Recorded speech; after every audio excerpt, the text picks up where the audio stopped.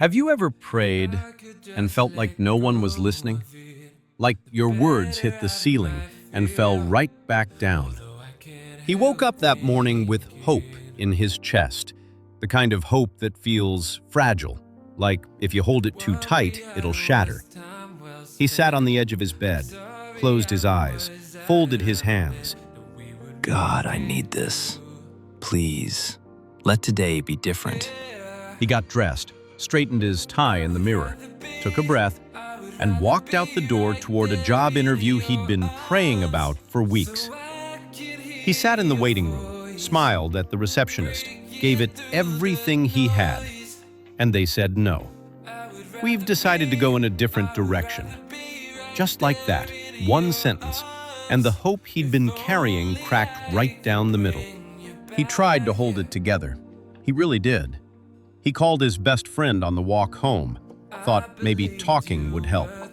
But the conversation turned sideways, words got sharp, and before he knew it, he was standing on the sidewalk, phone in his hand, listening to silence. The city moved around him like he wasn't even there, people rushing past, headlights blurring, the sky turning that shade of purple that makes everything feel heavier. He walked home, alone. He climbed the stairs to his apartment, set his keys on the counter, didn't turn on the lights. He just sat there, on the edge of his bed, staring at the ceiling. And in the quiet of that empty room, he whispered it. God, are you even there? No answer, just the hum of the refrigerator and the weight of everything pressing down. Days passed, then weeks. He kept going through the motions, waking up, getting dressed, sending resumes into the void, smiling when he had to, falling apart when no one was watching. But each morning felt a little harder to start. Each prayer felt a little more hollow. He started to wonder if faith was just something he'd been telling himself, a story to make the darkness more bearable. He felt abandoned, not by the world had never promised him anything, but by the one who had. One night, he sat on the floor of his room, back against the wall, lights off, head in his hands, and he had nothing left to say. No prayer, no plea, just silence meeting silence. He almost gave up that night, but morning came anyway. It always does. The sunlight broke through his window, not dramatic, not cinematic, just soft, warm, the kind of light that lands on your face and asks for nothing in return.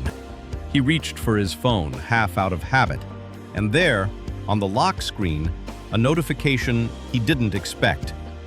A Bible verse from an app he'd forgotten he'd downloaded.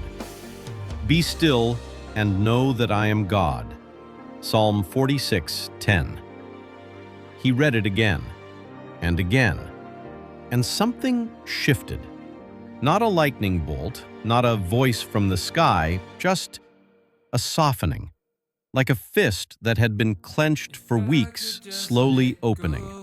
He got up, walked to the window, opened it, and he breathed, really breathed, for the first time in a long time. The air was cool, the city was waking up, and somewhere inside him, something that had been barely flickering caught fire again. He started his day again, but this time, something was different. Not the circumstances, those hadn't changed yet, but he had. He walked to the coffee shop on the corner. A stranger held the door open and smiled at him. Really smiled, and he felt it land somewhere deep. His phone buzzed, a callback from a job he'd applied to weeks ago and forgotten about. Then a text from his friend, 2 words, I'm sorry. None of it was earth-shattering, but all of it was enough. Because sometimes that's how God speaks. Not in thunder, not in miracles, but in the small, quiet kindnesses that remind you you were never alone. Sometimes God's silence isn't absence, it's preparation. He was always there, in the waiting, in the silence, working on something you couldn't yet see. So if you're in that season right now, the one where the prayers feel empty and the nights feel long, hold on. Morning is coming. It always does. And when you look back, you'll see it clearly. Every closed door, every unanswered prayer, every moment you thought you were forgotten, it was all leading somewhere. You just couldn't see it yet. Faith through fire.